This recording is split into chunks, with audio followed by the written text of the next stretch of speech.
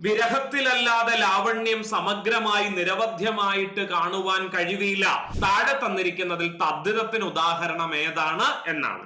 എല്ലാവർക്കും നമസ്കാരം. പുതിയൊരു സെഷനിലേക്ക് ഏവർക്കും സ്വാഗതം. നമ്മുടെ പരീക്ഷയിൽ മുൻകാലങ്ങളിൽ ചോദിച്ചിട്ടുള്ള ഏതാനും ചോദ്യങ്ങൾ ഉൾപ്പെടുത്തിക്കൊണ്ടുള്ളതാണ് ഇന്നത്തെ സെഷൻ. എങ്ങനെയായിരിക്കും നമ്മുടെ പരീക്ഷയ്ക്ക് ചോദ്യം വരുന്നത് എന്നും ആ ചോദ്യങ്ങളെ എങ്ങനെയാണ് നേരിടേണ്ടത് എന്നും അനുബന്ധ വിവരങ്ങൾ എന്തൊക്കെയാണ് അറിഞ്ഞിരിക്കേണ്ടത് എന്നും ഉൾപ്പെടുത്തിക്കൊണ്ടുള്ള ഈ സെഷൻ പരീക്ഷയ്ക്ക് തയ്യാറെടുക്കുന്നവർ എന്ന നിലയ്ക്ക് തീർച്ചയായും നിങ്ങൾക്ക് പ്രയോജനപ്പെടും. അപ്പോൾ പരീക്ഷയെ അടുത്തറിയാൻ, മലയാള ചോദ്യങ്ങളെ ഒന്നുകൂടി അടുത്തറിയാൻ ഈ സെഷൻ നിങ്ങളെ സഹായിക്കുമെന്ന വിശ്വാസത്തോടെ ഞാൻ ഈ സെഷനിലേക്ക് കടക്കുകയാണ്. ഏവർക്കും ഒരിക്കൽ കൂടി സ്വാഗതം മാതൃക മുൻകാല ചോദ്യപേപ്പറിലേക്ക്. ഒന്നാമത്തെ ചോദ്യം ഇതാണ്: താഴെ തന്നിരിക്കുന്നവയിൽ തദ്ധിതത്തിന് ഉദാഹരണം ഏതാണ്? ഓപ്ഷൻ എ ഓട്ടം, ഓപ്ഷൻ ബി കേമത്തം, ഓപ്ഷൻ സി നടത്തം, ഓപ്ഷൻ ഡി പഠിത്തം. ഇതിൽ ഏതാണ് തദ്ധിതത്തിന് ഉദാഹരണമായി പരിഗണിക്കാവുന്നത്? ഞാൻ ഉത്തരം പറയുന്നതിന് മുൻപ് തന്നെ ഒരു കടലാസും പേനയും ഉണ്ടെങ്കിൽ ശരിയായ ഉത്തരം, നിങ്ങൾക്ക് ശരിയെന്ന് തോന്നുന്ന ഉത്തരം നിങ്ങൾക്ക് അതിൽ മാർക്ക് ചെയ്യാവുന്നതാണ്. 10 ചോദ്യങ്ങളാണ് ഇന്നത്തെ സെഷനിൽ ഉൾപ്പെടുത്തിയിരിക്കുന്നത്. 10 ചോദ്യങ്ങളിൽ എത്ര എണ്ണത്തിന് ഉത്തരം കണ്ടെത്താൻ നമുക്ക് സാധിച്ചു എന്ന് തിരിച്ചറിയുന്നത് വഴി മലയാള പഠനത്തിൽ നാം എവിടെ എത്തി നിൽക്കുന്നു എന്ന് തിരിച്ചറിയാനും കൂടുതൽ സമയം മലയാളത്തിന് വേണ്ടി മാറ്റിവെക്കേണ്ടതുണ്ടെങ്കിൽ അതിന് തയ്യാറെടുക്കുവാനും ഈ സെഷൻ നിങ്ങളെ സഹായിക്കും. അപ്പോൾ ചോദ്യം ആദ്യം വായിക്കുകയും അതിനുശേഷം ഉത്തരം പറയുകയും 10 ചോദ്യങ്ങളുടെയും ഉത്തരം പറഞ്ഞതിന് ശേഷം വിശദാംശങ്ങളിലേക്കും വിശദീകരണങ്ങളിലേക്കും കടക്കുകയാണ് പതിവ്. അപ്പോ ഉത്തരം പറയുന്നതിന് മുൻപ് തന്നെ കടലാസിൽ നിങ്ങൾക്ക് തോന്നിയ ശരിയുത്തരം രേഖപ്പെടുത്താൻ മറക്കരുത്. അപ്പൊ ഞാൻ ഉത്തരം പറയാൻ പോവുകയാണ്. തദ്ധിതത്തിന് ഉദാഹരണമായി പരിഗണിക്കാവുന്നത്, ഈ 4 ഓപ്ഷനിൽ പരിഗണിക്കാവുന്നത് ഓപ്ഷൻ ബി ആണ്. കേമത്തമാണ് ശരിയായ ഉത്തരം. എന്താണ് തദ്ധിതമെന്നും എന്തുകൊണ്ടാണ് കേമത്തം ഉത്തരമായതെന്നും ബാക്കിയുള്ളവ എന്തുകൊണ്ട് ഉത്തരമായില്ല എന്നും നമുക്ക് ഒടുവിൽ പരിശോധിക്കാം. രണ്ടാമത്തെ ചോദ്യത്തിലേക്ക് കടക്കുന്നു. മലയാള സാഹിത്യവുമായി ബന്ധപ്പെട്ടതാണ്, കവിവാക്യവുമായി ബന്ധപ്പെട്ടതാണ് രണ്ടാമത്തെ ചോദ്യം. എന്താണ്? വിരഹത്തിലല്ലാതെ ലാവണ്യം സമഗ്രമായി നിരവധ്യമായിട്ട് കാണുവാൻ കഴിവില്ല. വരികൾ ആരുടേതാണ്? Option A G Sankarakurup, option B P Bhaskaran, option C Changampuzha Krishnapillai, option D Edappally Raghavan Pillai. ഇവരിൽ ആരാണ് ഈ വരികൾ എഴുതിയിട്ടുള്ളത് എന്നതാണ് ചോദ്യം. ഉത്തരം കിട്ടിയോ? ഞാൻ പറയാൻ പോകുന്നു. ശരിയായ ഉത്തരം ഓപ്ഷൻ എ ആണ്. ജി ശങ്കരക്കുറുപ്പിന്റേതാണ് ഈ വരികൾ. മൂന്നാമത്തെ ചോദ്യത്തിലേക്ക് കടക്കാം. ചോദ്യം ഇതാണ്: നാടൻ പാട്ടുകളിൽ അനുഷ്ഠാന പാട്ടുകൾ എന്ന വിഭാഗത്തിൽ പെടുന്നവ ഇവയിൽ ഏതാണ്? ഓപ്ഷൻ എ കൊയ്ത്തുപാട്ട്, ഓപ്ഷൻ ബി കൈകൊട്ടിക്കളിപ്പാട്ട്, ഓപ്ഷൻ സി മാപ്പിളപ്പാട്ട്, ഓപ്ഷൻ ഡി തോറ്റംപാട്ട്. ഇതിൽ ഏതാണ് അനുഷ്ഠാന പാട്ടുകൾക്ക് ഉദാഹരണമായി പരിഗണിക്കാവുന്നത്? ഉത്തരം പറയാൻ പോകുന്നു.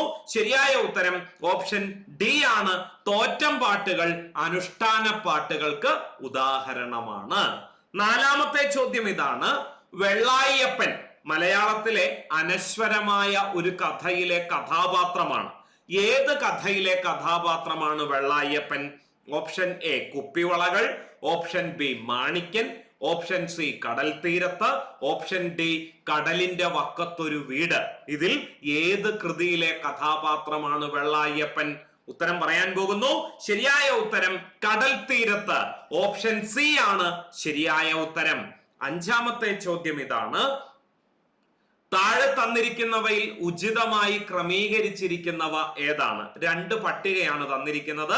ഒരു പട്ടികയിൽ നിർമാല്യം, ചെമ്മീൻ, കാഞ്ചന സീത, ഭാസ്കര പട്ടേലറും എന്റെ ജീവിതവും എന്നീ 4 ഘടകങ്ങളും എന്നീ 4 ചലച്ചിത്രങ്ങളും, വലതുവശത്ത് അതിന്റെ രചയിതാക്കളുടെ പേരാണ് കൊടുത്തിരിക്കുന്നത്. CN ശ്രീകണ്ഠൻ നായർ, MT സക്കറിയ, തകഴി എന്നിങ്ങനെ 4 ഓപ്ഷനുകൾ വലതുവശത്തെ പട്ടികയിൽ കാണാം. ഇത് ശരിയായി ക്രമീകരിക്കാനാണ് ആവശ്യപ്പെട്ടിരിക്കുന്നത്. നിങ്ങൾക്ക് സമയം കൂടുതൽ ആവശ്യമാണെങ്കിൽ വീഡിയോ പോസ് ചെയ്തതിന് ശേഷം ഏതിനോട് ചേരുന്നു എന്ന് കണ്ടെത്തി ഉത്തരം രേഖപ്പെടുത്തുക. ഞാൻ ശരിയായ ഉത്തരം പറയാൻ പോവുകയാണ്. ശരിയായ ഉത്തരം ഓപ്ഷൻ എ ആണ് ശരിയായ ഉത്തരം. നിർമാല്യം എന്ന ചലച്ചിത്രത്തിന്റെ സംവിധായകൻ MT വാസുദേവൻ നായരാണ്. അല്ലെങ്കിൽ അതിന് ആധാരമായ തിരക്കഥ എഴുതിയത് MT ആണ്. ചെമ്മീനിന് ആധാരമായ കഥ എഴുതിയത് തകഴി ശിവശങ്കരപിള്ളയാണ്. കാഞ്ചന സീത എന്ന നാടകത്തിന്റെ കർത്താവ് CN ശ്രീകണ്ഠൻ നായരാണ്. ഭാസ്കര പട്ടേലറും എന്റെ ജീവിതവും എന്ന നോവലറ്റിന്റെ കർത്താവ് സക്കറിയയാണ്. അപ്പോ അതാണ് ശരിയായ ഉത്തരം. ഓപ്ഷൻ എ ആണ് ശരിയായ ഉത്തരം. ആറാമത്തെ ചോദ്യത്തിലേക്ക് കടക്കുന്നു. പ്രകൃതി വിലാസം എന്നത് ഘടകപദങ്ങളാക്കുമ്പോൾ എന്ത് കിട്ടും? ഓപ്ഷൻ എ പ്രകൃതിയാകുന്ന വിലാസം, ഓപ്ഷൻ ബി പ്രകൃതിയുടെ വിലാസം, ഓപ്ഷൻ സി പ്രകൃതിയും വിലാസവും, ഓപ്ഷൻ ഡി പ്രകൃതി പോലുള്ള വിലാസം. ഏതാ ശരിയായ ഉത്തരം? പ്രകൃതി വിലാസം ഘടകപദങ്ങളാക്കുമ്പോൾ ശരിയായ ഉത്തരം പ്രകൃതിയുടെ വിലാസം. ഓപ്ഷൻ ബി ആണ് ശരിയായ ഉത്തരം. പ്രകൃതി വിലാസം പ്രകൃതിയുടെ വിലാസമാണ്. അടുത്ത ചോദ്യം, ശരിയായ വാക്യമേത്? ഓപ്ഷൻ എ ഭാര്യയുടെ സമ്മതത്തോടെ മരണമടഞ്ഞ വാസുദേവന്റെ കണ്ണുകൾ മാത്യുവിന് വച്ചുകൊടുത്തു. ഓപ്ഷൻ ബി മാത്യുവിന് ഭാര്യയുടെ സമ്മതത്തോടെ മരണമടഞ്ഞ വാസുദേവന്റെ കണ്ണുകൾ വച്ചുകൊടുത്തു. ഓപ്ഷൻ സി മരണമടഞ്ഞ വാസുദേവന്റെ കണ്ണുകൾ ഭാര്യയുടെ സമ്മതത്തോടെ മാത്യുവിന് വച്ചുകൊടുത്തു. ഓപ്ഷൻ ഡി വാസുദേവന്റെ കണ്ണുകൾ മരണമടഞ്ഞ ഭാര്യയുടെ സമ്മതത്തോടെ മാത്യുവിന് വച്ചുകൊടുത്തു. ഏതാ ശരിയായ വാക്യം? നേരത്തെ പറഞ്ഞതുപോലെ കൂടുതൽ വായിച്ചു നോക്കാൻ സമയം ആവശ്യമാണെങ്കിൽ വീഡിയോ പോസ് ചെയ്തതിന് ശേഷം ഉത്തരം കണ്ടെത്തുക. ഞാൻ ശരിയായ ഉത്തരം പറയാൻ പോകുന്നു. ശരിയായ ഉത്തരം ഓപ്ഷൻ സി ആണ്. മരണമടഞ്ഞ വാസുദേവന്റെ കണ്ണുകൾ ഭാര്യയുടെ സമ്മതത്തോടെ മാത്യുവിന് വച്ചുകൊടുത്തു എന്നുള്ളതാണ് ശരിയായ വാക്യം. എട്ടാമത്തെ ചോദ്യം ഇതാണ്. ദൈനംദിന ആസൂത്രണത്തിൽ പ്രതിഫലനാത്മക കുറിപ്പ് എന്ന ഭാഗത്ത് അധ്യാപകർ എന്താണ് രേഖപ്പെടുത്തേണ്ടത്? ഓപ്ഷൻ എ പഠന പ്രവർത്തനങ്ങൾ, ഓപ്ഷൻ ബി ക്ലാസ്സിന് ശേഷമുള്ള അധ്യാപകന്റെ തിരിച്ചറിവുകൾ, ഓപ്ഷൻ സി മൂല്യനിർണയ സൂചനകൾ, ഓപ്ഷൻ ഡി കുട്ടികളുടെ പ്രതികരണങ്ങൾ. ഏതാ ശരിയായ ഉത്തരം? പ്രതിഫലനാത്മക കുറിപ്പിൽ ഉൾപ്പെടുത്തേണ്ടത് എന്താണ്? ഉത്തരം പറയാൻ പോകുന്നു. ശരിയായ ഉത്തരം ഓപ്ഷൻ ബി ആണ്. ക്ലാസ്സിന് ശേഷമുള്ള അധ്യാപകന്റെ തിരിച്ചറിവുകൾ രേഖപ്പെടുത്തേണ്ട കുറിപ്പിനെയാണ് പ്രതിഫലനാത്മക കുറിപ്പ് എന്ന് വിളിക്കുന്നത്. റിഫ്ലക്റ്റീവ് നോട്ട്സ് എന്നും ഇതിനെ പറയാറുണ്ട്.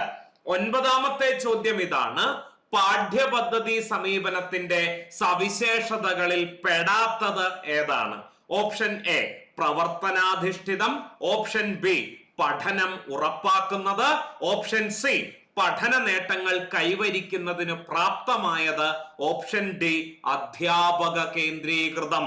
ഇതിൽ പാഠ്യപദ്ധതി സമീപനത്തിന്റെ സവിശേഷതകളിൽ പെടാത്തതേത് എന്നതാണ് ചോദ്യം. ശരിയായ ഉത്തരം ഓപ്ഷൻ ഡി ആണ്. അധ്യാപക കേന്ദ്രീകൃതമല്ല പാഠ്യപദ്ധതി സമീപനം. ഇന്നത്തെ സെഷനിലെ അവസാനത്തെ ചോദ്യത്തിലേക്ക് കടക്കുന്നു. മനുഷ്യ മനസ്സിന് ജന്മസിദ്ധമായ സർവഭാഷാ വ്യാകരണമുണ്ട് എന്ന ആശയം മുന്നോട്ട് വച്ചത് ഇവരിൽ ആരാണ്?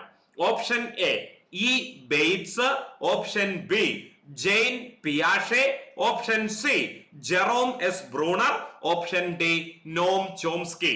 ഇവരിൽ ആരാണ് സർവഭാഷാ വ്യാകരണം എന്ന ആശയം മുന്നോട്ട് വെച്ചത്? ഉത്തരം പറയാൻ പോകുന്നു. ശരിയായ ഉത്തരം ഓപ്ഷൻ ഡി ആണ്. നോം ചോംസ്കി ആണ് ഇങ്ങനെ ഒരു ആശയം മുന്നോട്ട് വെച്ചത്. ഇന്നത്തെ സെഷനിൽ ഈ 10 ചോദ്യങ്ങളാണ് ചർച്ച ചെയ്യാൻ ഉദ്ദേശിച്ചിരുന്നത്. 10 ചോദ്യങ്ങളുടെ ഉത്തര സൂചിക ഇതാണ്. 1A 2B 3D 4C 5A 6B 7C 8B 9D 10D. 10 എണ്ണമായിരുന്നു ചർച്ച ചെയ്തിരുന്നത്. 10 എണ്ണത്തിൽ എത്ര എണ്ണം നമുക്ക് ശരിയാക്കാൻ സാധിച്ചു എന്ന് സ്വയം കണ്ടെത്തുക. മാർക്ക് വളരെ പ്രധാനപ്പെട്ടതാണ്. പഠനത്തിൽ നമ്മൾ എവിടെ എത്തി നിൽക്കുന്നു എന്ന് തിരിച്ചറിയാൻ ഇത് സഹായകമാകും. ഒരു 8 മാർക്കിൽ താഴെയാണ് നിങ്ങൾക്ക് ലഭിച്ചിട്ടുള്ളതെങ്കിൽ കൂടുതൽ സമയം മലയാളത്തിന് വേണ്ടി മാറ്റിവെക്കണം എന്നാണ് അത് സൂചിപ്പിക്കുന്നത്. 9-10 മാർക്ക് നിങ്ങൾക്ക് ലഭിച്ചിട്ടുണ്ടെങ്കിൽ വളരെ മികച്ച സ്കോറാണ്. ഇങ്ങനെ തന്നെ പഠനം മുന്നോട്ട് പോകട്ടെ. ഒരുപാട് പ്രതീക്ഷയ്ക്ക് വകയുണ്ട് പരീക്ഷ നടക്കുന്ന അവസരത്തിൽ എന്നാണത് സൂചിപ്പിക്കുന്നത്. അപ്പൊ നമുക്ക് ഈ മുൻകാല ചോദ്യങ്ങൾ ചർച്ച ചെയ്യുക എന്ന് പറയുമ്പോൾ ആ ചോദ്യങ്ങളുടെ ഉത്തരം കണ്ടെത്തുക എന്നത് മാത്രമല്ല ഉദ്ദേശിക്കുന്നത്. അതിന് ആൻസർ കീ പരിശോധിച്ചാൽ മതിയാകും. നമുക്ക് അത് മാത്രം പോരാ. പിന്നെ എന്തുകൂടി വേണം? അനുബന്ധ വിവരങ്ങൾ കൂടി വേണം. ആ ചോദ്യത്തിന് 4 ഓപ്ഷനുകളിൽ ഒന്ന് മാത്രമായിരിക്കും ശരിയായ ഉത്തരം. ആ ശരിയായ ഉത്തരം കണ്ടെത്തുന്നതിനോടൊപ്പം തന്നെ പ്രധാനമാണ് അനുബന്ധ വിവരങ്ങൾ കണ്ടെത്തുന്നതും ബാക്കിയുള്ള 3 ഓപ്ഷനുകൾ എന്തുകൊണ്ട് ഉത്തരമായില്ല എന്ന് തിരിച്ചറിയുന്നതും. അതിന് നിങ്ങളെ സഹായിക്കുന്നതാണ് ഇന്നത്തെ സെഷൻ. അപ്പൊ നമുക്ക് ഓരോ ചോദ്യങ്ങളുടെയും വിശദാംശങ്ങളിലേക്കും വിശദീകരണങ്ങളിലേക്കും കടക്കാം. ആദ്യത്തെ ചോദ്യം എന്തായിരുന്നു? താഴെ തന്നിരിക്കുന്നതിൽ തദ്ധിതത്തിന് ഉദാഹരണം ഏതാണ് എന്നാണ്. ഉത്തരം കേമത്തം ആണ് തദ്ധിതത്തിന് ഉദാഹരണമായി പരിഗണിക്കാവുന്നത്. ഓട്ടം, നടത്തം, പഠിത്തം എന്നിവ എന്തിന് ഉദാഹരണമാണ്? അത് 3ഉം ക്രിയാനാമങ്ങൾക്ക് ഉദാഹരണമാണ്. ക്രിയാനാമങ്ങളാണ്. ഓടുക എന്ന് പറഞ്ഞാൽ ക്രിയയാണ്, ഓട്ടം ക്രിയാനാമമാണ്. നടക്കുക ക്രിയയാണ്, നടത്തം ക്രിയാനാമമാണ്. പഠിത്തം ക്രിയാനാമമാണ്, പഠിക്കുക എന്നുള്ളതാണ് അതിന്റെ ക്രിയാരൂപം. അപ്പൊ കേമത്തം എന്നുള്ളത് എന്തല്ല? ക്രിയയല്ല. പിന്നെയോ അത് തദ്ധിതത്തിന് ഉദാഹരണമാണ്. അങ്ങനെയാണെങ്കിൽ എന്താണ് തദ്ധിതം? നമുക്ക് നോക്കാം. നാമങ്ങളിൽ നിന്നോ ഭേദകങ്ങളിൽ നിന്നോ, ഭേദകം എന്ന് പറഞ്ഞാൽ വിശേഷണം, വിശേഷണങ്ങളിൽ നിന്നോ ഉണ്ടാകുന്ന നാമശബ്ദങ്ങളെയാണ് തദ്ധിതങ്ങൾ എന്ന് വിളിക്കുന്നത്. ഒരു നാമത്തിൽ നിന്നോ വിശേഷണത്തിൽ നിന്നോ നിർമ്മിച്ചെടുക്കുന്ന രൂപങ്ങൾ തദ്ധിതങ്ങൾ. തദ്ധിതത്തെ 5ആയി തിരിച്ചിരിക്കുന്നു. ഏതൊക്കെയാണ്? തന്മാത്രാ തദ്ധിതം, തദ്വത്തദ്ധിതം അല്ലെങ്കിൽ തച്ചത്തദ്ധിതം, നാമനിർമ്മായി തദ്ധിതം, സംഖ്യാ തദ്ധിതം അഥവാ പൂരണി തദ്ധിതം, സാർവനാമിക തദ്ധിതം എന്നിങ്ങനെ തദ്ധിതം എത്ര വിധം? 5 വിധത്തിലാണ് സംഭവിക്കുന്നത്. ഇതിൽ കേമത്തം എന്നുള്ളത് ഒന്നാമത്തെ തദ്ധിതമായ തന്മാത്രാ തദ്ധിതത്തിന് ഉദാഹരണമാണ്. അതെങ്ങനെ മനസ്സിലായി? തന്മാത്രാ തദ്ധിതം എന്താണെന്ന് പരിശോധിക്കാം. അനേകം ഗുണങ്ങളുള്ള ഒരു വസ്തുവിൽ നിന്ന് ഒരു ഗുണത്തെ മാത്രം വേർതിരിച്ച് കാണിക്കുന്നതിനെയാണ് എന്തു പറയുന്നത്? തന്മാത്രാ തദ്ധിതം എന്ന് പറയുന്നത്. ഒരു വ്യക്തിയിൽ പലവിധ കഴിവുകൾ ഒത്തിണങ്ങിയിട്ടുണ്ട് എന്ന് വിചാരിക്കുക. ബുദ്ധി, സൗന്ദര്യം, അല്ലെ, കേമത്തം, സാമർഥ്യം, ഇതൊക്കെ ഒരു വ്യക്തിക്ക് തന്നെ ഉണ്ടാകേണ്ട അല്ലെങ്കിൽ ഉണ്ടായിരിക്കാൻ സാധ്യതയുള്ള ഗുണങ്ങളാണ്. അതിൽ നിന്നും കേമം എന്ന ഗുണത്തെ മാത്രം നമ്മൾ എടുത്തു പറഞ്ഞിരിക്കുന്നു. കേമത്തം എന്നതിനെ വിളിക്കുന്നു. അതെന്തിന് ഉദാഹരണമാകുന്നു? തന്മാത്രാ തദ്ധിതത്തിന് ഉദാഹരണമാകുന്നു. പ്രത്യേക ധർമ്മങ്ങളെ സൂചിപ്പിക്കുന്ന ഭേദകങ്ങളിൽ നിന്നും ഉണ്ടായ നാമരൂപങ്ങളാണിവ. കണ്ടുപിടിക്കാൻ ഒരു എളുപ്പ വഴിയുണ്ട്. മ, തം, തനം, തരം എന്നീ ശബ്ദങ്ങൾ, എന്നീ പ്രത്യയങ്ങൾ ചേർത്ത് തന്മാത്രാ തദ്ധിതം ഉണ്ടാക്കിയെടുക്കാം. ഒരു വാക്ക് അവസാനിക്കുന്നത് തം, തരം, തനം, മ എന്നീ ശബ്ദങ്ങളിലാണെങ്കിൽ അത് തന്മാത്രാ തദ്ധിതമായിരിക്കും. അപ്പോ നടത്തം മുതലായ വാക്കുകൾ എന്തുകൊണ്ട് തദ്ധിതമായില്ല? അത് ക്രിയകളായതുകൊണ്ടാണ്. തദ്ധിതം എന്തിൽ നിന്നാണ് നിർമ്മിച്ചെടുക്കുന്നേ? നാമങ്ങളിൽ നിന്നോ വിശേഷണങ്ങളിൽ നിന്നോ ആണ് നിർമ്മിച്ചെടുക്കുന്നത്. ഓപ്ഷനിലുണ്ടായ ബാക്കി 3ഉം എന്തായിരുന്നു? ക്രിയകളായിരുന്നു. അതുകൊണ്ടാണ് അത് എന്താകാത്തത്? തന്മാത്രാ തദ്ധിതത്തിന് അല്ലെങ്കിൽ തദ്ധിതത്തിന് തന്നെ ഉദാഹരണമാകാതിരുന്നത്. കിട്ടിയല്ലോ. ഇനി തദ്ധിതത്തിന് മറ്റു ചില ഉദാഹരണങ്ങൾ നോക്കിക്കേ. പുതുമ, വെണ്മ, തിന്മ, നീലിമ, മധുരിമ എന്നൊക്കെ പറയുന്നിടത്ത് വാക്ക് എന്തിൽ അവസാനിച്ചിരിക്കുന്നേ? മായിലാണ് അവസാനിച്ചിരിക്കുന്നത്. പിന്നെ മടയത്തം, മണ്ടത്തം, കാട്ടാളത്തം, തെണ്ടിത്തം, തെണ്ടിത്തരം, മണ്ടത്തരം ഇതൊക്കെ അവസാനിക്കുന്നതോ തം അല്ലെങ്കിൽ തരം എന്നീ ശബ്ദങ്ങളിലാണ്. അതും എന്തിന് ഉദാഹരണമാണെന്ന് മനസ്സിലാക്കാം. തദ്ധിതത്തിന് അല്ലെങ്കിൽ തന്മാത്രാ തദ്ധിതത്തിന് ഉദാഹരണമാണ്. ഇനി തനത് മലയാള പദങ്ങളാണെങ്കിലാണ് ഇത്തരത്തിൽ വാക്കുകൾ അവസാനിക്കുക. സംസ്കൃതത്തിൽ നിന്നും കടം കൊണ്ട രൂപങ്ങളാണെങ്കിലോ ത്വം എന്ന ശബ്ദത്തിലോ യം എന്ന ശബ്ദത്തിലോ ആയിരിക്കും അവസാനിക്കുക. മൃദു എന്ന ഗുണത്തിൽ നിന്നും മൃദുത്വം, ഗുരുവിൽ നിന്ന് ഗുരുത്വം, ലഘുവിൽ നിന്ന് ലഘുത്വം, സുന്ദര എന്ന ശബ്ദത്തിൽ നിന്ന് സൗന്ദര്യം അല്ലെങ്കിൽ സുന്ദരത്വം. ഇതും എന്തിനുദാഹരണമാണ്? തദ്ധിതത്തിന് അല്ലെങ്കിൽ തന്മാത്രാ തദ്ധിതത്തിന് ഉദാഹരണമാണ്. കൂടാതെ പ്രാദേശിക ഭേദത്തോടെ തരം, തനം എന്നീ പ്രത്യേക ശബ്ദങ്ങളും തന്മാത്രാ തദ്ധിതമായി പ്രയോഗിക്കപ്പെടാറുണ്ട്. വേണ്ടാതനം, ഇല്ലാതനം, മണ്ടത്തരം, മണ്ടത്തനം എന്നൊക്കെ പറയുന്നിടത്ത് തരം, തനം എന്നീ ശബ്ദങ്ങളിലാണ് അവസാനിക്കുന്നത്. അതുകൊണ്ട് അത് എന്താണെന്ന് മനസ്സിലാക്കാം, തന്മാത്രാ തദ്ധിതങ്ങളാണെന്ന് മനസ്സിലാക്കാം. കണ്ടുപിടിക്കാനുള്ള എളുപ്പ വഴി എന്താണ്? തം, തരം, തനം, ഇമ, മ എന്നീ ശബ്ദങ്ങളിലാണ് അവസാനിക്കുന്നതെങ്കിൽ അതെന്തായിരിക്കും? തന്മാത്ര തദ്ധിതങ്ങളായിരിക്കും. കിട്ടിയല്ലോ. വേറെയും തദ്ധിതങ്ങളുണ്ട്, അത് മറ്റൊരു അവസരത്തിൽ വിശദീകരിക്കുന്നതാണ്. നമുക്കിനി എങ്ങോട്ടേക്ക് കടക്കാം? രണ്ടാമത്തെ ചോദ്യത്തിലേക്ക് കടക്കാം. വിരഹത്തിലല്ലാതെ ലാവണ്യം സമഗ്രമായി നിരവധ്യമായിട്ട് കാണുവാൻ കഴിവില്ല. ജി ശങ്കരക്കുറുപ്പിന്റെ എന്റെ വേളി എന്ന കൃതിയിലെ വരികളാണിത്. എന്റെ വേളി എന്ന കൃതി ചെറിയ ക്ലാസ്സിൽ പഠിക്കാനുണ്ട്, അതുകൊണ്ടാണ് അതുമായി ബന്ധപ്പെട്ട ഒരു ചോദ്യം വന്നത്. കവിത പഠിച്ചിട്ടുണ്ടോ? ഇതാണ് എന്റെ വേളി എന്ന കവിത. 1932 രചിക്കപ്പെട്ട കവിതയാണ്. വന്നെടുത്തെന്നോ വേളി മുഹൂർത്തം പിടയ്ക്കായിക സന്നമാം ഹൃദന്തമേ, ശാന്തമായി ഇരുന്നാലും കാലമൻ ശിരസിങ്കൽ അണിയിക്കയായി മുല്ലമാല, ഫാലത്തിൽ ചേർത്ത് കഴിഞ്ഞു വരക്കുറി, വരണം വരൻ മാത്രം സന്നമായി, വരണം വരൻ മാത്രം ആസന്നമായി പോയി, വരണം സനാതന നിയമം ലംഘിക്കാമോ എന്നാണ് ആരംഭിക്കുന്നത് എന്റെ വേളി എന്ന കവിത. കവിതയുടെ തുടക്കം പരിശോധിക്കുമ്പോ എന്താണെന്ന് തോന്നാം? വിവാഹത്തിന് തയ്യാറെടുത്ത് നിൽക്കുന്ന ഒരു നവോഢയുടെ ടെൻഷനുകളാണ്, മാനസിക സംഘർഷങ്ങളാണ് ഈ കൃതിയിൽ കാണാനാവുക എന്നാണ് നമ്മൾ വിചാരിക്കുന്നത്. യഥാർത്ഥത്തിൽ മരണം ആസന്നമായിരിക്കുന്ന ഒരു വ്യക്തിയുടെ ആത്മസംഘർഷങ്ങളാണ് ഈ കവിതയിൽ വിഷയീഭവിച്ചിരിക്കുന്നത്. ഇതിന്റെ ഇടയിലാണ് ഇവിടെ മാർക്ക് ചെയ്ത് വെച്ചിരിക്കുന്നത്, നമുക്ക് കാണാം അല്ലെ?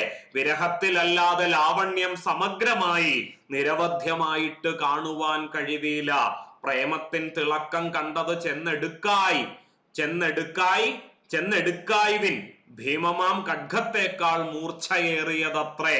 കണ്ടോ? എന്നിങ്ങനെയുള്ള വരികൾ നമുക്ക് കാണാനാവുക ജി ശങ്കരക്കുറുപ്പിന്റെ എന്റെ വേളി എന്ന കവിതയിലാണ്. കിട്ടിയല്ലോ. ഇത്തരത്തിൽ നമ്മുടെ പരീക്ഷയ്ക്ക് മുൻപ് ചോദിച്ചിട്ടുള്ള ചില കവിവാക്യങ്ങൾ കൂടി പരിചയപ്പെടാം.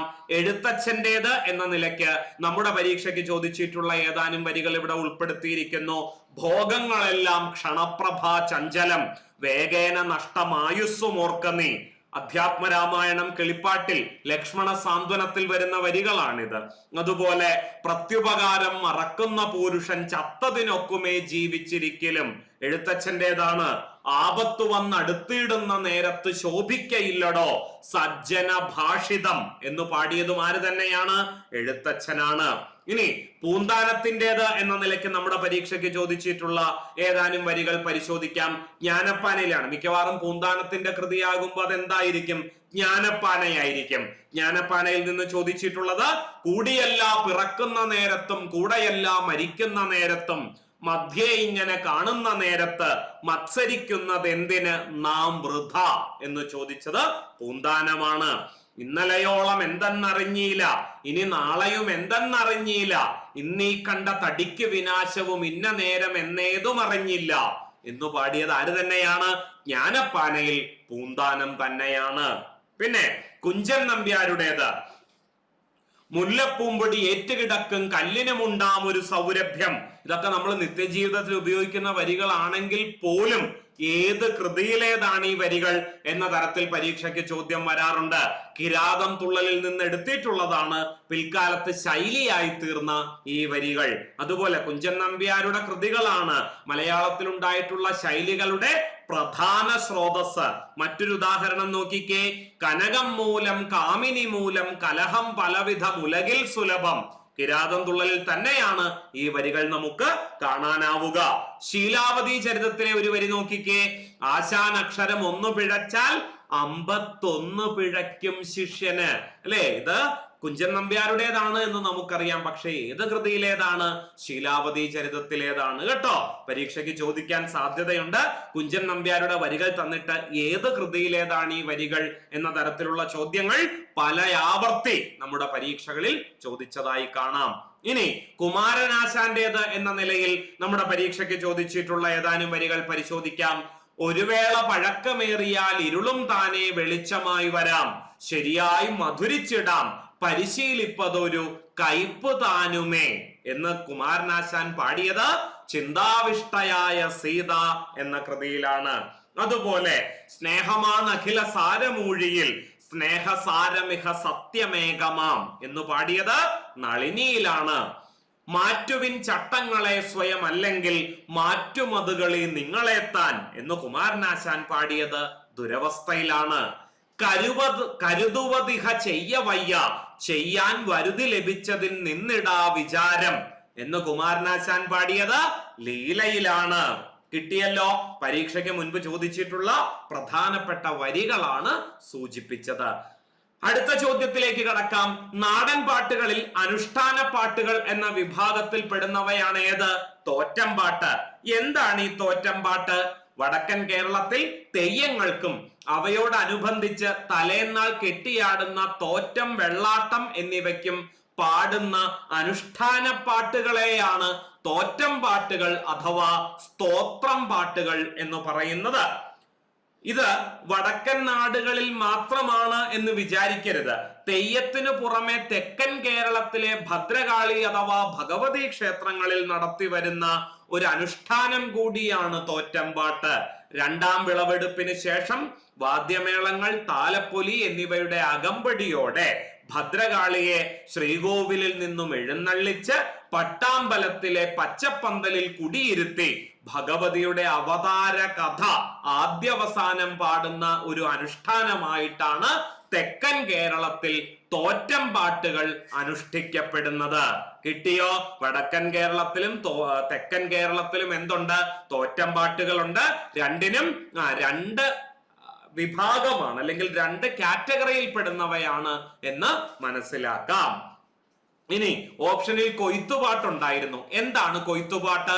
കേരളത്തിലെ കാർഷിക ജീവിതവുമായി ബന്ധപ്പെട്ട ഒരു ജനകീയ പാട്ട് വിഭാഗമാണ് കൊയ്ത്തുപാട്ട്. നെൽക്കൊയ്ത്ത് സമയത്ത് വയലിൽ ജോലി ചെയ്യുന്നവർ ഒരുമിച്ച് പാടുന്ന പാട്ടുകളെയാണ് കൊയ്ത്തുപാട്ട് എന്ന് വിളിക്കുന്നത്. അങ്ങനെയെങ്കിൽ ഇവയുടെ പ്രധാന സവിശേഷതകൾ എന്തൊക്കെയാണ്?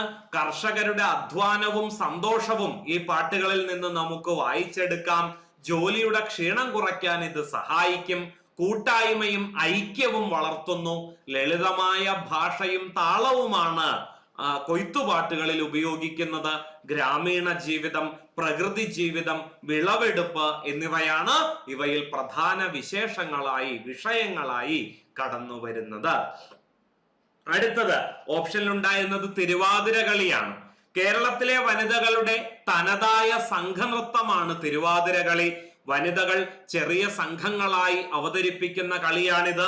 പൊതുവെ ഓണത്തിനും ധനുമാസത്തിലെ തിരുവാതിര നാളിൽ വീടുകളിലും ശിവക്ഷേത്രങ്ങളിലും പാർവതി പ്രാധാന്യമുള്ള ഭഗവതി ക്ഷേത്രങ്ങളിലും ശിവപാർവതിമാരെ സ്തുതിച്ചുകൊണ്ട് പാടിക്കൊണ്ട് സ്ത്രീകൾ അവതരിപ്പിക്കുന്നതാണ് ഈ കലാരൂപം. ധനുമാസത്തിലെ തിരുവാതിര നാളിൽ നടക്കുന്നത് കൊണ്ടാണ് ഇതിനെ എന്ത് വിളിക്കുന്നത്? തിരുവാതിര കളി എന്ന് വിളിക്കുന്നത്. ഓപ്ഷനിലുള്ള മറ്റൊന്നായിരുന്നു മാപ്പിളപ്പാട്ട്. മാപ്പിളപ്പാട്ടുമായി ബന്ധപ്പെട്ട് അനേകം ചോദ്യങ്ങൾ മുൻപ് നടന്നിട്ടുള്ള പരീക്ഷകളിൽ വന്നിട്ടുണ്ട്. അവയൊന്ന് പെട്ടെന്ന് നമുക്ക് പരിശോധിക്കാം. ഓരോ പോയിന്റുകളും ഓരോ ചോദ്യങ്ങളാണെന്ന് തിരിച്ചറിയുക. കേരളത്തിലെ മുസ്ലിങ്ങൾക്കിടയിൽ രൂപം കൊള്ളുകയും പ്രചാരത്തിലിരിക്കുകയും ചെയ്യുന്ന സംഗീത ശാഖയാണ് മാപ്പിളപ്പാട്ട് എന്നറിയപ്പെടുന്നത്. മാപ്പിള എന്ന വിശേഷണ പദം ഈ സംഗീത ശാഖയുടെ സാമുദായിക സ്വഭാവം സൂചിപ്പിക്കുന്നു. മാപ്പിളപ്പാട്ട് അറബി മലയാളത്തിലെ സാഹിത്യമായാണ് രൂപം കൊണ്ടത്. മാപ്പിളപ്പാട്ടിന്റെ ഈണത്തിന്റെ താളക്രമത്തിന് ഇശൽ എന്നാണ് പറയുന്നത്. എന്താണ് ഇശൽ? പലയാവർത്തി പരീക്ഷയ്ക്ക് ചോദിച്ചിട്ടുണ്ട്. മാപ്പിളപ്പാട്ടിന്റെ താളക്രമമാണ് ഇശൽ. തൊങ്കൽ, ആദിയനം, പുകയിനാൽ, കൊമ്പ്, കപ്പപ്പാട്ട്, ഒപ്പനച്ചായൽ, ഒപ്പന മുറുക്കം, വിരുത്തം തുടങ്ങി ഒട്ടേറെ ഇശലുകൾ അഥവാ താളക്രമങ്ങൾ മാപ്പിളപ്പാട്ടിനുണ്ട്. ദ്രാവിഡ രീതിയുടെ അടിത്തറയിൽ നിന്നാണ് ഇശലുകൾ രൂപപ്പെടുത്തിയിരിക്കുന്നത് എന്നുള്ളതാണ് മറ്റൊരു കൗതുകകരമായ വസ്തുത. കമ്പി, കഴുത്ത്, വാൽക്കമ്പി, വാലുമ്മൽ കമ്പി എന്നിങ്ങനെയുള്ള പ്രാസ വ്യവസ്ഥ കൂടി മാപ്പിളപ്പാട്ടിനുണ്ട്. ഇതിന്റെയും അടിസ്ഥാനം എന്തു തന്നെയാണ്? ദ്രാവിഡ പാരമ്പര്യം തന്നെയാണ്. കണ്ടോ, കമ്പി, കഴുത്ത്, വാൽക്കമ്പി, വാലുമ്മൽ കമ്പി എന്നിവ എന്തുമായി ബന്ധപ്പെട്ടതാണ്? മാപ്പിളപ്പാട്ടിന്റെ പ്രാസ വ്യവസ്ഥയുമായി ബന്ധപ്പെട്ടതാണ്. ദ്രാവിഡ പാരമ്പര്യത്തിൽ നിന്നും ഉടലെടുത്തതാണെന്ന് പറഞ്ഞു. എന്താണ് കമ്പി എന്ന പ്രാസ വ്യവസ്ഥയുടെ പ്രത്യേകത? പാട്ടിലെ മോന അഥവാ ആദ്യാക്ഷര പ്രാസമാണ് അല്ലെ. പാട്ടുകൃതികളുടെ പ്രത്യേകത എന്താ? പ്രാചീന മലയാള സാഹിത്യത്തെ, കവിതാ സാഹിത്യത്തെ പാട്ടെന്നും മണിപ്രവാളമെന്നും രണ്ടായി തിരിച്ചിട്ടുണ്ട്. അതിൽ പാട്ടിന് കൊടുക്കുന്ന നിർവചനം ലീലാതിലകം എന്ന മണിപ്രവാള ലക്ഷണശാസ്ത്ര ഗ്രന്ഥത്തിൽ പാട്ടിനെ നിർവചിച്ചിരിക്കുന്നത് എങ്ങനെയാണ്?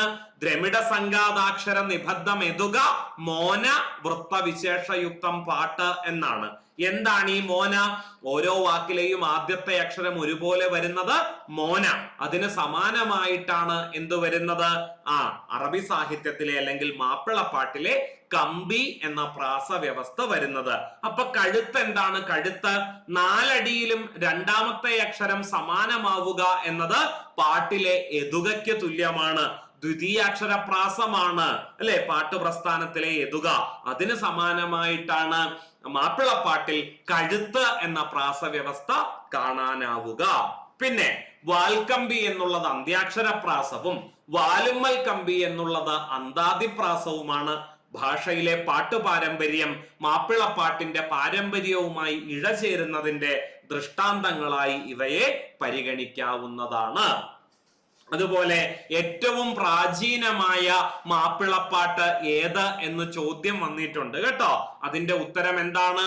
ഖാസി മുഹമ്മദ് രചിച്ച മുഹയുദ്ദീൻ മാലയാണ് കണ്ടുകിട്ടിയിട്ടുള്ളതിൽ വച്ച് ഏറ്റവും പഴക്കം ചെന്ന മാപ്പിളപ്പാട്ട് കൃതി. കൊല്ലവർഷം 752 ഇത് രചിക്കപ്പെട്ടത് എന്ന് കരുതപ്പെടുന്നു. അടുത്ത ചോദ്യത്തിലേക്ക് കടക്കാം. വെള്ളായിയപ്പൻ മലയാളത്തിലെ ഒരു കഥയിലെ കഥാപാത്രമാണ്.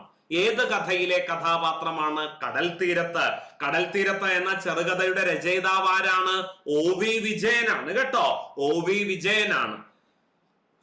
OV വിജയന്റെ കടൽ തീരത്ത് എന്ന കൃതിയിലെ പ്രധാന കഥാപാത്രങ്ങളാണ് വെള്ളായിയപ്പനും കണ്ടുണ്ണിയും. വെള്ളായിയപ്പൻ അച്ഛനും കണ്ടുണ്ണി മകനുമാണ്. വധശിക്ഷയ്ക്ക് വിധിക്കപ്പെട്ട തന്റെ മകൻ കണ്ടുണ്ണിയെ അവസാനമായി ഒരു നോക്ക് കാണാൻ ജയിലിലേക്ക് പോകുന്ന ഒരച്ഛന്റെ ഹൃദയവേദനയാണ് ഈ കഥയുടെ പ്രമേയം. ഒരുപക്ഷെ ചെറിയ ക്ലാസ്സുകളിൽ ഇത് നിങ്ങൾ പഠിച്ചിട്ടുണ്ടാകാം. ഇപ്പോഴത്തെ പാഠപുസ്തകത്തിലും ഹൈസ്കൂൾ പാഠപുസ്തകത്തിൽ ഏത് കൃതി പഠിക്കാനുണ്ട്? കടൽ തീരത്ത് എന്ന ചെറുകഥ പഠിക്കാനുണ്ട്. ഇത്തരത്തിൽ കൃതികർത്താവ് കഥാപാത്രങ്ങൾ നമ്മുടെ പരീക്ഷയ്ക്ക് വളരെ പ്രധാനപ്പെട്ടതാണ് അല്ലെ. ചോദിക്കാറുണ്ട്, ചോദ്യം വരാറുണ്ട്. കൃതിയുടെ പേര് തന്നിട്ട് അതിന്റെ രചയിതാവ് ആരെന്നോ അല്ലെങ്കിൽ അതിലെ പ്രധാന കഥാപാത്രങ്ങൾ ആരെന്നോ ഒക്കെ പതിവായിട്ട് ചോദ്യം വരാറുണ്ട്. ലക്ഷണമൊത്ത ആദ്യ മലയാള നോവലാണേത്? ഇന്ദുലേഖ. ഇന്ദുലേഖ എഴുതിയതാരാണ്? O ചന്തുമേനോനാണ്. പരീക്ഷയ്ക്ക് പലയാവർത്തി വന്നിട്ടുള്ള ചോദ്യം ഇതാണ്: സൂരി നമ്പൂതിരിപ്പാട് കഥാപാത്രമാകുന്ന മലയാള നോവലേത്? ഉത്തരമേതാ? ഇന്ദുലേഖയാണ്. അതുപോലെ മാർത്താണ്ഡവർമ്മയെ കുറിച്ചും ചോദ്യം വന്നിട്ടുണ്ട്. CV രാമൻ പിള്ളയാണ് ഇത് രചിച്ചത്. CV രാമൻ പിള്ളയുടെ നോവൽ ത്രയം എന്നറിയപ്പെടുന്ന നോവലുകൾ ഏതൊക്കെയാ? മാർത്താണ്ഡവർമ്മ, ധർമ്മരാജ, രാമരാജ ബഹദൂർ എന്നിവയാണ്.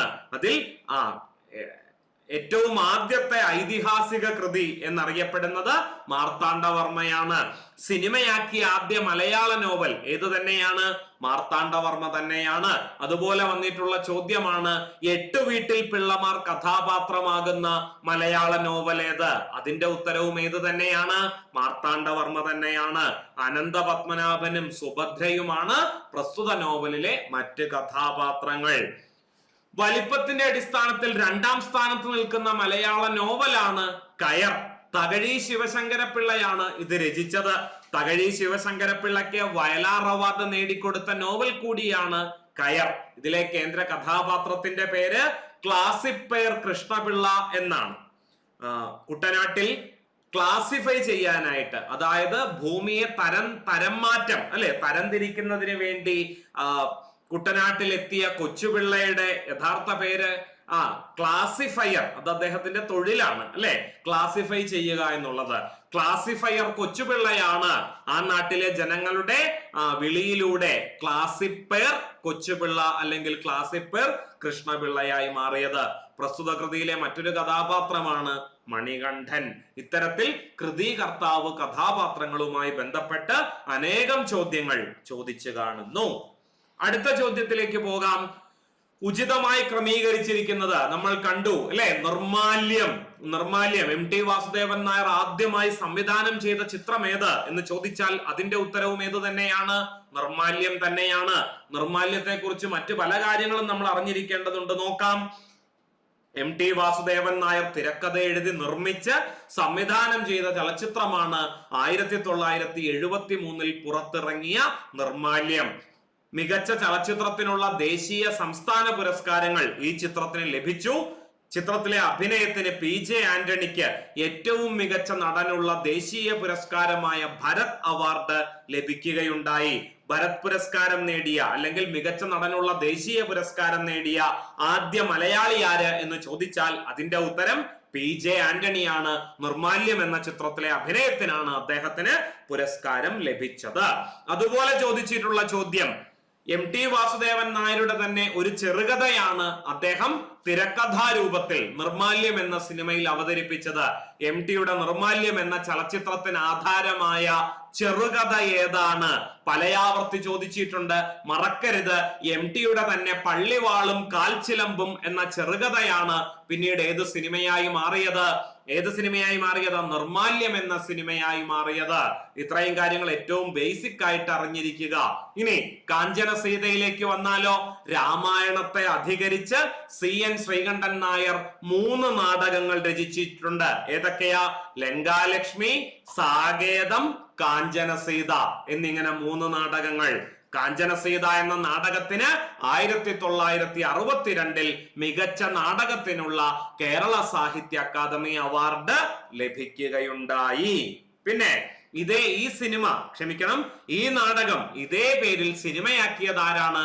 അരവിന്ദനാണ്. G അരവിന്ദൻ കാഞ്ചന സീത എന്ന നാടകം സിനിമയായി അവതരിപ്പിച്ചിട്ടുണ്ട്. ഇതിന്റെ ഒരു സവിശേഷത എന്താണെന്ന് ചോദിച്ചാൽ, സീത എന്ന കേന്ദ്ര കഥാപാത്രത്തെ സ്ക്രീനിൽ ഒരു അഭിനേത്രിയിലൂടെ അവതരിപ്പിക്കാതെ പ്രകൃതിയായിട്ട് തന്നെയാണ് അതിൽ സീതയെ അവതരിപ്പിച്ചിരിക്കുന്നത്. മലയാള സിനിമ ഇന്നോളം കണ്ടിട്ടുള്ളതിൽ വെച്ച് വിസ്മയകരമായ ഒരു പരീക്ഷണമായിട്ട് ഇതിനെ പരിഗണിക്കാവുന്നതാണ്. ഈ 3 നാടകങ്ങളും ചേർത്ത്, അതായത് സാകേതം, ലങ്കാലക്ഷ്മി, കാഞ്ചന സീത ഒറ്റ പുസ്തകമായിട്ട് ഇന്ന് വിപണിയിൽ ലഭ്യമാണ്. ദശരഥൻ, വസിഷ്ഠൻ, ശ്രീരാമൻ, ലക്ഷ്മണൻ, കൗസല്യ, കൈകേയി, സീത തുടങ്ങിയവരാണ് സാകേതം എന്ന നാടകത്തിലെ പ്രധാന കഥാപാത്രങ്ങൾ. രാമനും ലക്ഷ്മണനും കൂടി അയോധ്യയിൽ നിന്ന് വനവാസത്തിന് പോകുന്നതാണ് സാകേതത്തിന്റെ ഇതിവൃത്തം. ലങ്കാലക്ഷ്മിയിൽ രാവണനാണ് പ്രധാന കഥാപാത്രമായി കടന്നു വരുന്നത്. സ്ത്രീജിതനല്ല, ശ്രീജിതനാണ് രാവണൻ. എന്റെ ജീവിതം ഒരു പാഴ്ചലവായിരുന്നോ തുടങ്ങിയ ഹൃദയസ്പർശിയായ അനേകം സംഭാഷണങ്ങൾ ലങ്കാലക്ഷ്മിയുടെ മാത്രം പ്രത്യേകതയാണ്. അതുപോലെ കാഞ്ചന സീത രാമായണത്തിന്റെ അന്ത്യഘട്ടത്തിലെ കഥയാണ് പറഞ്ഞു വെക്കുന്നത്. ചെമ്മീനിലേക്ക് വന്നാലോ? തകഴി ശിവശങ്കര പിള്ളയുടെ ചെമ്മീൻ എന്ന നോവലിനെ അടിസ്ഥാനമാക്കി 1965 രാമു കാര്യാട്ട് സംവിധാനം ചെയ്ത ചലച്ചിത്രമാണ് ചെമ്മീൻ. അപ്പൊ ചെമ്മീൻ എന്ന നോവൽ എഴുതിയത് തകഴിയാണെങ്കിൽ ചെമ്മീൻ എന്ന സിനിമ സംവിധാനം ചെയ്തത് രാമു കാര്യാട്ടാണ്. ഈ തകഴി ശിവശങ്കര പിള്ളയ്ക്ക് ചെമ്മീൻ എന്ന നോവലിലൂടെ കേന്ദ്ര സാഹിത്യ അക്കാദമി അവാർഡ് ലഭിക്കുകയും സിനിമ സംവിധാനം ചെയ്ത രാമു കാര്യാട്ട് മികച്ച ചലച്ചിത്രത്തിനുള്ള ദേശീയ പുരസ്കാരം സ്വർണകമലം സ്വന്തമാക്കുകയും ചെയ്തു. ദേശീയ പുരസ്കാരം അല്ലെങ്കിൽ രാഷ്ട്രപതിയുടെ സ്വർണ്ണ മെഡൽ നേടിയ ആദ്യ മലയാള ചലച്ചിത്രം ഏത്? പലയാവർത്തി പരീക്ഷയ്ക്ക് ചോദിച്ചിട്ടുണ്ട്. ഉത്തരം ചെമ്മീനാണ്. അതിനു മുമ്പ് തന്നെ മലയാളത്തിന് വെള്ളി മെഡൽ ലഭിച്ചിരുന്നു.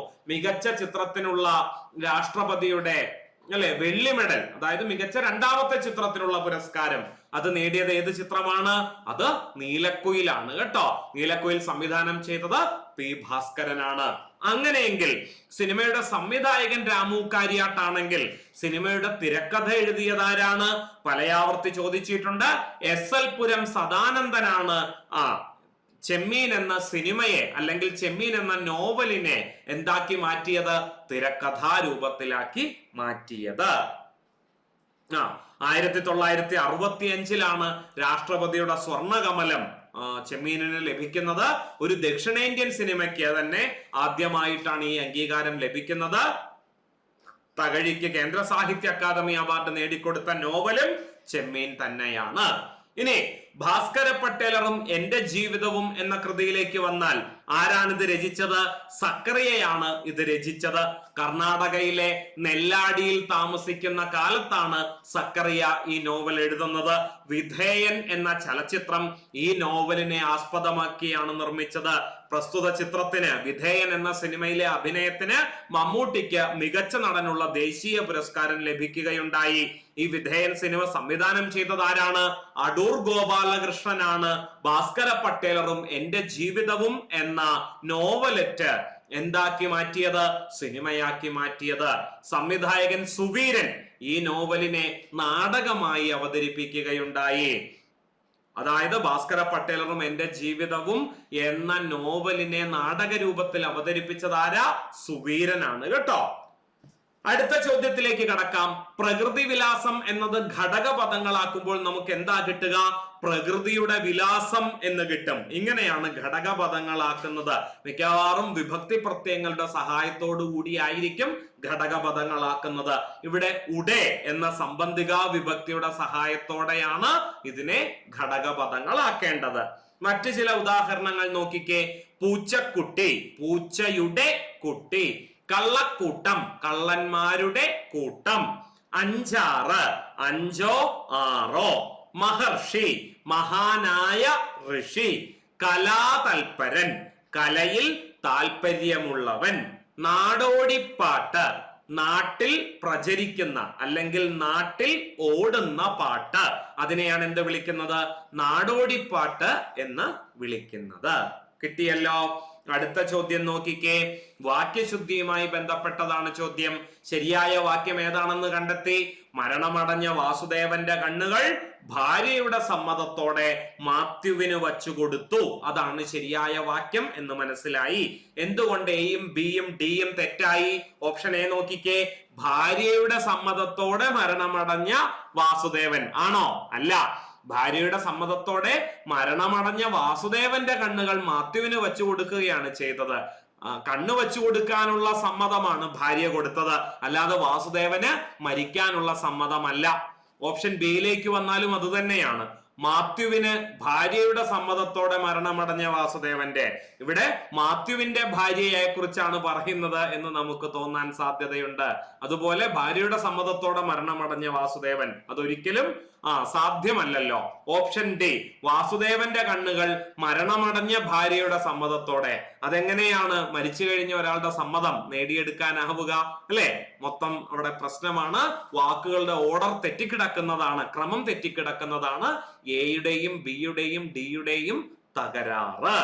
അങ്ങനെയെങ്കിൽ വാക്യശുദ്ധിയുമായി ബന്ധപ്പെട്ട് മുൻകാലങ്ങളിൽ ചോദിച്ചിട്ടുള്ള ഏതാനും ചോദ്യങ്ങൾ നമുക്കൊന്ന് പരിശോധിക്കാം. ചോദ്യം ഇതാണ്: ശുദ്ധവാക്യം ഏത്? ഓപ്ഷൻ എ, ആരാധനാലയങ്ങളിൽ ഓരോരുത്തർക്കും യഥേഷ്ടം പെരുമാറാൻ അവകാശമില്ല. ഓപ്ഷൻ ബി, ഗ്രഹങ്ങൾ ശുചിയായി സൂക്ഷിക്കൂ, ചിക്കൻ ഗുനിയയിൽ നിന്നും രക്ഷ നേടൂ. ഓപ്ഷൻ സി, നാം കഴിക്കുന്ന ആഹാര സാധനത്തിൽ മറ്റു വിഷാംശങ്ങൾ കലരാതെ സൂക്ഷിക്കണം.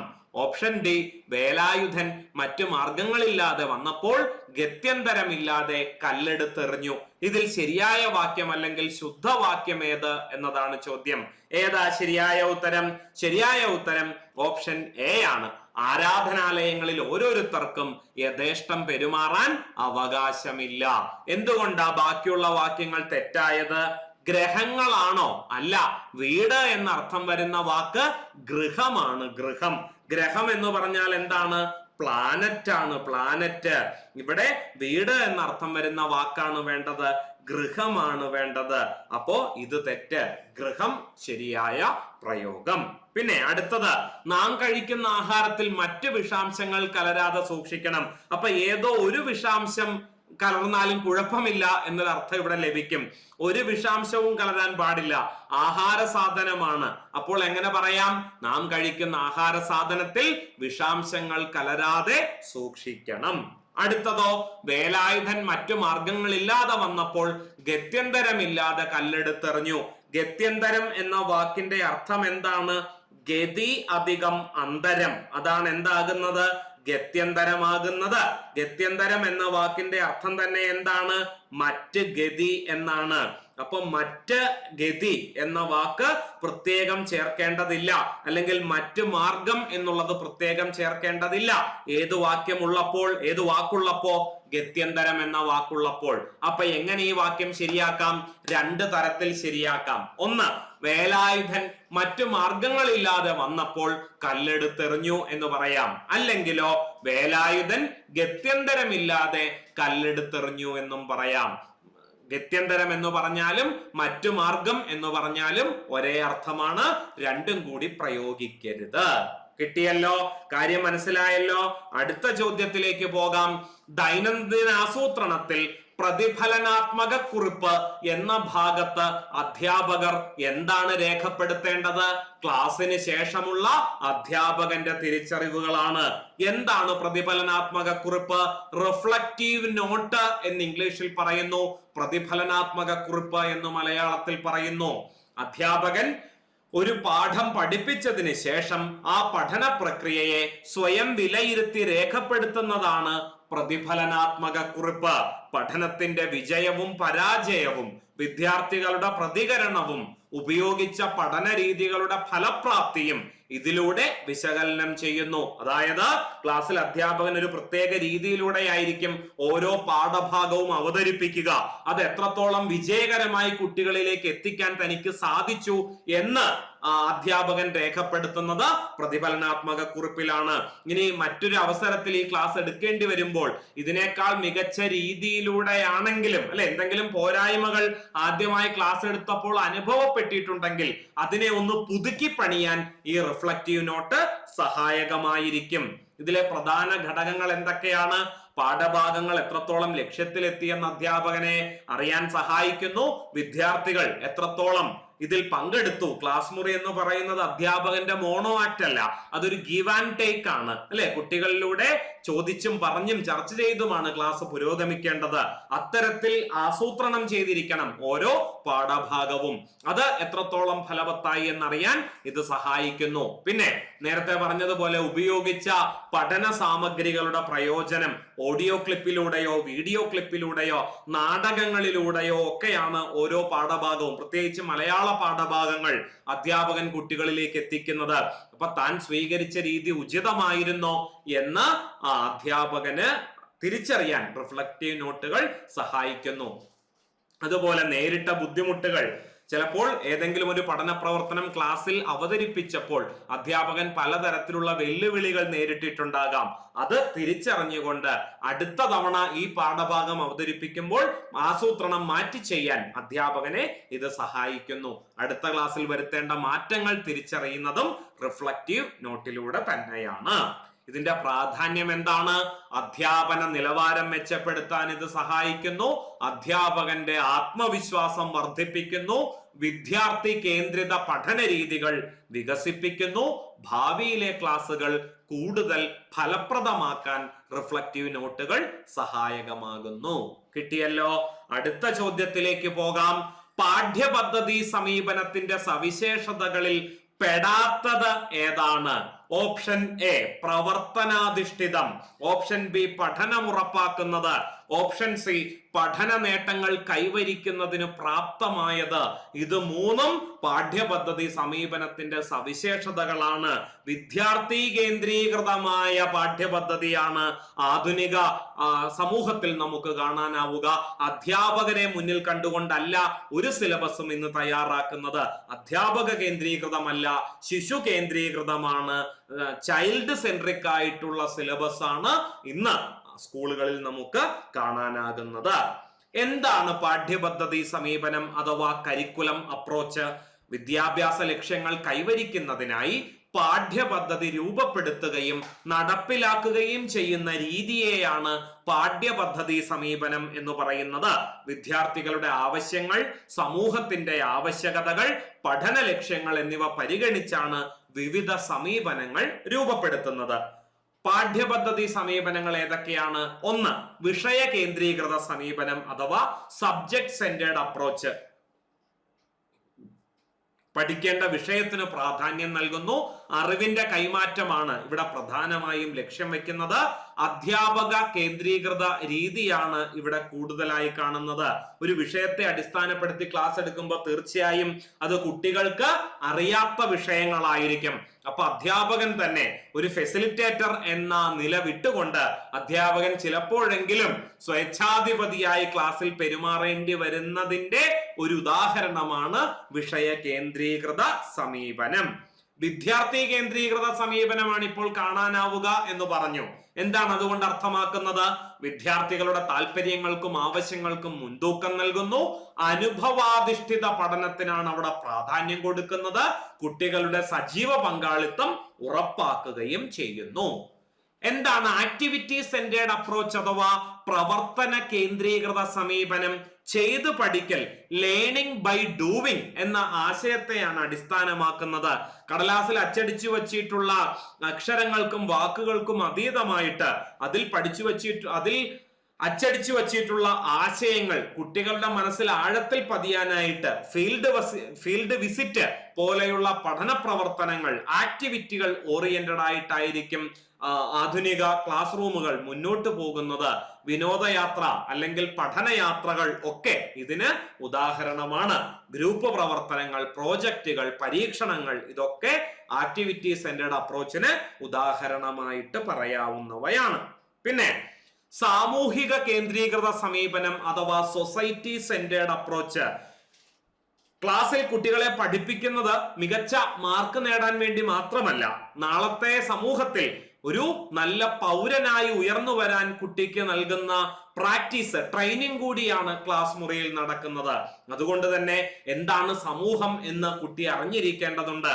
സമൂഹത്തിന്റെ ആവശ്യങ്ങൾക്കും മൂല്യങ്ങൾക്കും പ്രാധാന്യം നൽകിക്കൊണ്ട് വികസിപ്പിച്ചെടുക്കുന്ന പാഠ്യപദ്ധതിയെയാണ് സാമൂഹിക കേന്ദ്രീകൃത പാഠ്യപദ്ധതി സമീപനം അഥവാ സൊസൈറ്റി സെന്റേർഡ് അപ്രോച്ച് എന്ന് പറയുന്നത്.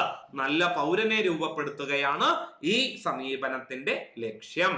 അടുത്തത് കഴിവ് കേന്ദ്രിത സമീപനം അഥവാ കോമ്പിറ്റൻസി ബേസ്ഡ് അപ്രോച്ച്. വിദ്യാർത്ഥികൾ നേടേണ്ട പ്രത്യേക കഴിവുകൾക്ക് പ്രാധാന്യം നൽകുന്നു. ഒരു കോമ്പറ്റീറ്റീവ് വേൾഡ് അല്ലെങ്കിൽ ഒരു മത്സരാധിഷ്ഠിത ലോകത്തിലേക്കാണ് കുട്ടികൾ നാളെ ഇറങ്ങി ചെല്ലേണ്ടത്. അപ്പോൾ ഒരുപാട് കാര്യങ്ങൾ, പഠനത്തിന് പുറമെ എക്സ്ട്രാ കരിക്കുലർ ആയിട്ടുള്ള പല ആക്ടിവിറ്റികളെ കുറിച്ചും കുട്ടികൾക്ക് ധാരണയുണ്ടെങ്കിൽ മാത്രമാണ് സമൂഹത്തിൽ പിടിച്ചു നിൽക്കാനാവുക. അതിനായി കുട്ടികളെ വളർത്തിയെടുക്കുന്ന അല്ലെങ്കിൽ അതിനെ പ്രോത്സാഹിപ്പിക്കുന്ന സമീപനമാണ് കഴിവ് കേന്ദ്രീകൃത സമീപനം. പഠന ഫലങ്ങൾ അഥവാ ലേണിംഗ് ഔട്ട്കംസ് അടിസ്ഥാനമാക്കിയാണ് ഇവിടെ വിലയിരുത്തലുകൾ സംഭവിക്കുന്നത്. ഇന്നത്തെ സെഷനിലെ അവസാനത്തെ ചോദ്യത്തിലേക്ക് കടക്കുകയാണ്. എന്താണ് ചോദ്യം? മനുഷ്യ മനസ്സിന് ജന്മസിദ്ധമായ സർവഭാഷാ വ്യാകരണമുണ്ട് എന്ന ആശയം മുന്നോട്ട് വെച്ചത് ആരാണ്? നോം ചോംസ്കിയാണ്. Universal grammar. ഒരുപാട് തവണ ഇത് പരീക്ഷയിൽ ചോദ്യമായി വന്നിട്ടുണ്ട് കേട്ടോ. എന്താണ് ഈ സർവഭാഷാ വ്യാകരണം അഥവാ യൂണിവേഴ്സൽ ഗ്രാമർ? ഭാഷാശാസ്ത്രജ്ഞനായ നോം ചോംസ്കി അവതരിപ്പിച്ച പ്രധാന സിദ്ധാന്തമാണ് സർവഭാഷാ വ്യാകരണം അഥവാ യൂണിവേഴ്സൽ ഗ്രാമർ. ലോകത്തിലെ എല്ലാ ഭാഷകൾക്കും പൊതുവായി ചില അടിസ്ഥാന വ്യാകരണ ഘടനകൾ ഉണ്ട് എന്ന ആശയമാണ് ഇതിന്റെ അടിസ്ഥാനം. മനുഷ്യൻ ജന്മന ഭാഷ അഭ്യസിക്കാനുള്ള ഒരു സ്വാഭാവിക കഴിവുമായിട്ടാണത്രേ ജനിക്കുന്നത്. കുട്ടികൾ വളരെ വേഗത്തിൽ ഭാഷ പഠിക്കുന്നതിന് കാരണം അവരുടെ മസ്തിഷ്കത്തിൽ മുൻകൂട്ടി നിലനിൽക്കുന്ന ഈ സാർവത്രിക വ്യാകരണ ശേഷിയാണ് എന്നാണ് ഈ സിദ്ധാന്തം മുന്നോട്ട് വയ്ക്കുന്ന ആശയം. ഇതിന്റെ സവിശേഷതകൾ എന്തൊക്കെയാണ്? എല്ലാ ഭാഷകൾക്കും പൊതുവായ ചില നിയമങ്ങളുണ്ട്. ഭാഷ പഠിക്കാനുള്ള കഴിവ് ജന്മസിദ്ധമാണ്. കുട്ടികൾ കുറച്ച് ഭാഷാനുഭവങ്ങൾ കൊണ്ട് തന്നെ ഭാഷ കൈവരിക്കുന്നു. ഭാഷയുടെ ആന്തരിക ഘടനകളെ ഇത് പഠന വിഷയമാക്കുന്നു. ഇപ്പോ സർവഭാഷാ വ്യാകരണം കുട്ടികൾ ജനിക്കുമ്പോൾ തന്നെ ഏത് ഭാഷയും സ്വാംശീകരിച്ചെടുക്കാനുള്ള കഴിവുമായിട്ടാണ് അത്ര ജനിക്കുന്നത് എന്നാണല്ലോ നോം ചോംസ്കി പറഞ്ഞിരിക്കുന്നതിനുള്ള ഒരു പ്രധാനപ്പെട്ട കാര്യം. ഇതിന് അദ്ദേഹം ഉദാഹരണമായി പറയുന്നത് ഏതു ഭാഷകൾ എടുത്താലും അതിന്റെ അടിസ്ഥാനപരമായ വ്യാകരണത്തിന് തമ്മിൽ സമാനതയുണ്ട് എന്നാണ്. മലയാളം, ഇംഗ്ലീഷ്, ഹിന്ദി തുടങ്ങിയ ഭാഷകൾ വ്യത്യസ്തമാണ് എന്ന് നമുക്കറിയാം. ഇതിൽ മലയാളം എന്നുള്ളത് ദ്രാവിഡ ഭാഷയും ഇംഗ്ലീഷ് എന്നുള്ളത് ഇൻഡോ യൂറോപ്യൻ ഭാഷയും ഹിന്ദി എന്നുള്ളത് ഇൻഡോ ആര്യൻ ഭാഷയുമാണ്. അങ്ങനെ പല ഗോത്രത്തിൽപ്പെടുന്ന ഭാഷയാണെങ്കിൽ പോലും ഇവിടെ നാമം, ക്രിയ, വാക്യഘടന അല്ലെ, നൗൺ, വെർബ്, സെന്റൻസ് എന്നിവയ്ക്ക് അടിസ്ഥാനപരമായ ഘടകങ്ങൾ കാണുന്നു. ഇത് സർവഭാഷാ വ്യാകരണത്തിന്റെ ആശയത്തെ പിന്തുണയ്ക്കുന്നു. എല്ലാ ഭാഷയ്ക്കും അടിസ്ഥാനമായിട്ട് ചില ചട്ടക്കൂടുകളുണ്ട്, അല്ലെങ്കിൽ ചില ഫ്രെയിം വർക്കുകൾ പലപ്പോഴും സമാനമാണ് എന്ന ആശയമാണ് നോം ചോംസ്കി മുന്നോട്ട് വെച്ചത്. ഇപ്പൊ ഒരു സെന്റൻസ് എടുക്കുകയാണെങ്കിൽ കർത്താവ്, കർമ്മം, ക്രിയ, ഇതാണ് മലയാളത്തിന്റെ സ്ട്രക്ചർ. ഇത് തന്നെയല്ലേ നമുക്ക് ഇംഗ്ലീഷിലും കാണാനാവുക അല്ലെ? ആദ്യം വരുന്ന എപ്പോഴും ആരായിരിക്കും? കർത്താവ് അഥവാ സബ്ജക്റ്റ് ആയിരിക്കും. രണ്ടാമത് വരുന്നത് ഒബ്ജക്റ്റ് അഥവാ കർമ്മമായിരിക്കും. മൂന്നാമത് വരുന്നത് ക്രിയ അഥവാ വെർബായിരിക്കും.